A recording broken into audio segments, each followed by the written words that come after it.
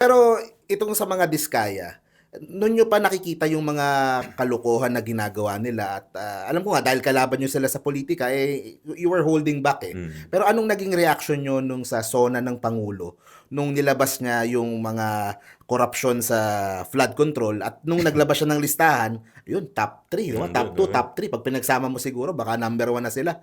Na Hinati-hati lang, eh, kaya hinati-hati lang kaya ano, at na least nasa 9 top yung ano, at nasa least top 9 yung companies yun, eh. at least 10 'no, ang dami. Mm. Anong naging unang reaksyon niyo nung Well, makita niyo? una, tama ka. Dahil nga kalaban ko sa politika, medyo nag-ingat din ako.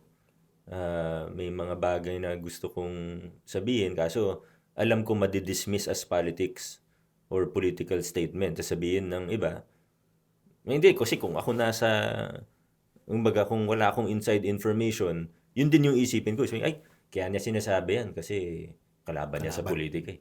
Yung sinasabi ko tungkol sa taxes nila na maraming kulang o misdeclarations, city level and BIR level. Kung sinabi ko yun ng campaign period, isipin ng iba political, eh. Kaya nag-antay ako. Sabi ko, sige, hindi, okay lang. Basta magsisipag ako sa campaign.